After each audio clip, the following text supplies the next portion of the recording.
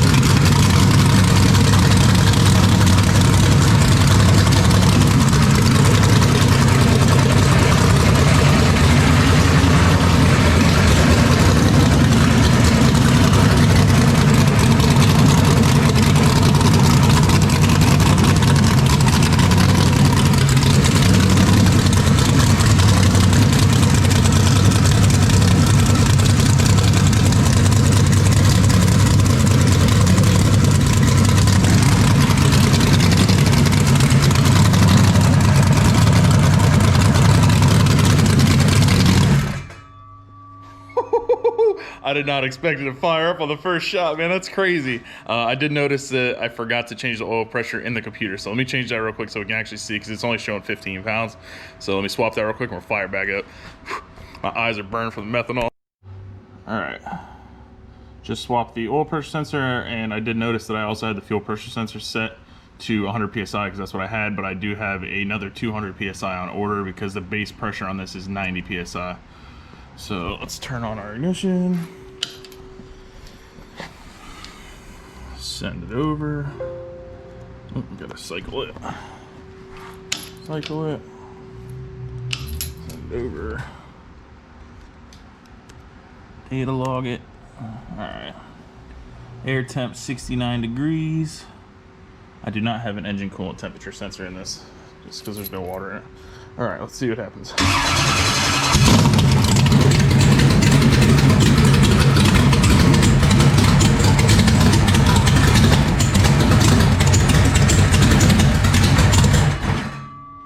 Alright, we had 45 psi oil pressure. Let's see what our fuel pressure is at. Fire back up again. We out of fuel? I still got fuel in it.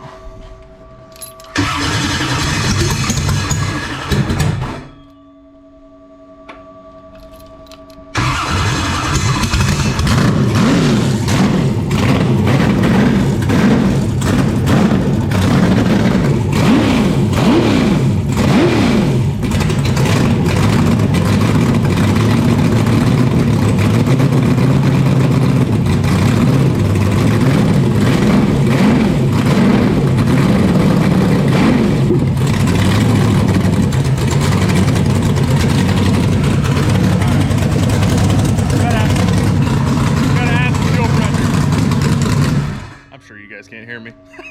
We got to add some fuel pressure. It's only 45 psi, so we're going to crank up the fuel pressure a little bit and see what it does then.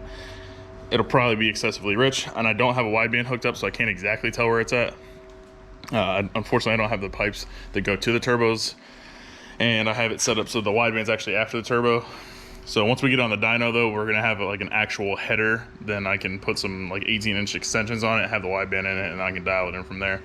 But I mean, seems pretty close already. So let me fix that, and we'll fire back up again. All right, so I added a little bit of fuel on the regulator. Let's fire it up and see where it's at.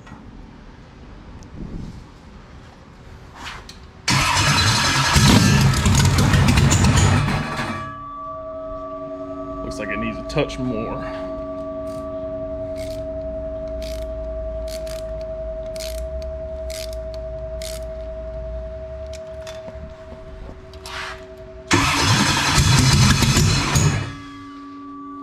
Have to add some blade to it to get it fire up. It's a little bit rich. All right, stand by. All right, adjusted the throttle blade just a little bit. See if that helps.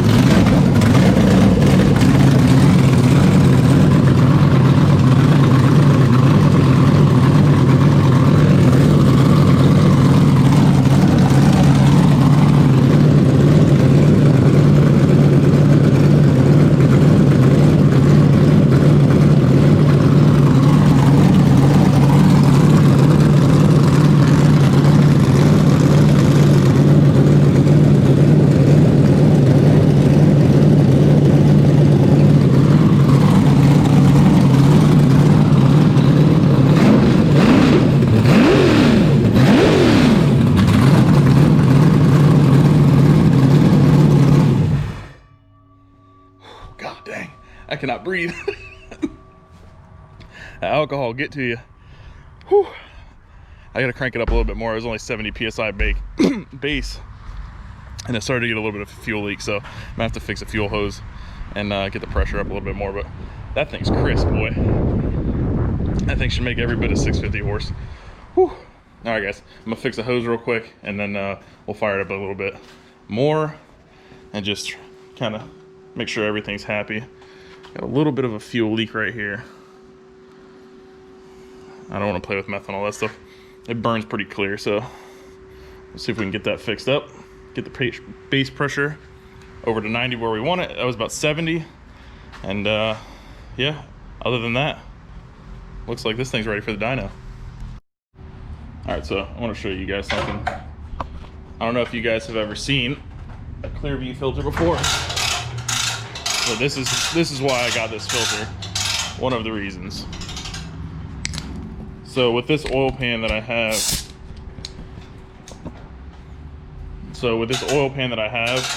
you have to run a remote filter. So one of the reasons I went with the Clearview is, number one, I had to have a remote filter, and number two, you can hit it with air and see if there's any metal or anything from the startup. So I got the air hose. I'm gonna show you guys how this works real quick. Give you a little demonstration. On these dart blocks, there's no provision for an oil filter. So it comes off of the block down here, goes into the Clearview, which I have a Moroso filter on it as well. So it's got double filtration, and then it goes back into the block. So the benefit of having one of these, I don't know if I can do both of these at the same time. Let's see if you guys can see it. So you put your air chuck on it and give it a little bit of air. And you can actually see, which looks like we have a little bit of debris in there. But just give it a little bit of air and you can see if there's anything in the filter. So if you're at the track or something and you start losing oil pressure, you're kind of questioning it, making a little tap or whatever, you can hit that thing. Or just after every run, just hit it with air, just make sure you ain't got no metal in it. I'm sure there's gonna be a little bit of stuff in there just from first fire up. I'll take a better look at it and make sure, and cut the other filter open just to make sure there's nothing in it. But that is why I like the Clearview filters, because you can see anything that's happening right there. Plus you get double filtration. Tighten this hose, or I tried to tighten this hose. It's as tight as it's gonna get, so I'm just gonna have to remake that hose. I should have probably used a little bit different fittings anyhow, but I'll just have to remake this one. Just cut it back and do it again. But I did adjust the fuel pressure a little bit more, so let's fire it up and see where the fuel pressure is at now. Keep an eye on that leak because I do not want that to ignite. All right.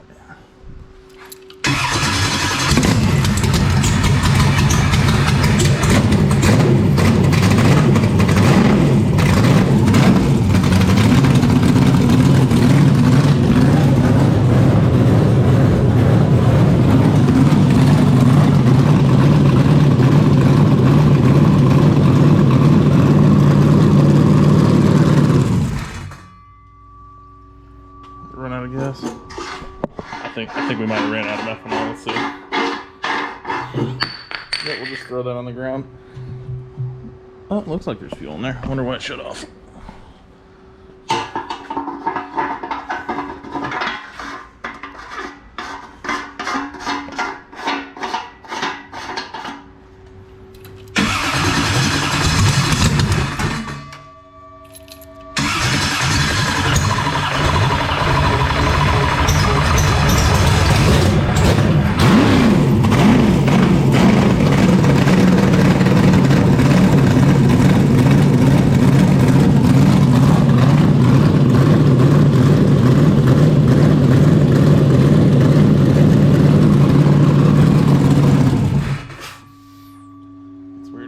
Doing that. Oh, I should probably turn the fan on. My nose is literally burning right now. I don't know if you guys have ever been to like see Top Fuel dragsters or anything with nitromethane. This is not quite as bad as that, but it's pretty bad. Especially open header standing right in front of it. All right, let's fire back up.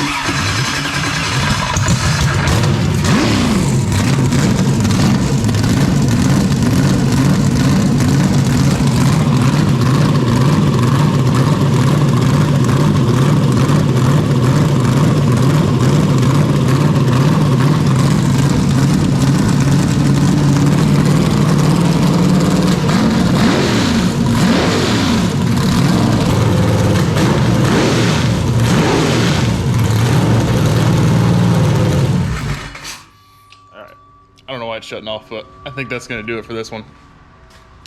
I'm sure my neighbors love me right now. All right, guys, so motor runs. We made oil pressure. Thing sounds nasty. Just got to fix the fuel line. No more oil leaks. Oil pressure looks great. I'll go over the data log, see why it's shutting off. It's kind of weird, but I just have to final time it. So what I got to do is put the timing light on it, so I can set static timing, make sure all that is correct. And I'll probably just do that at the dyno, clean up the wiring a little bit.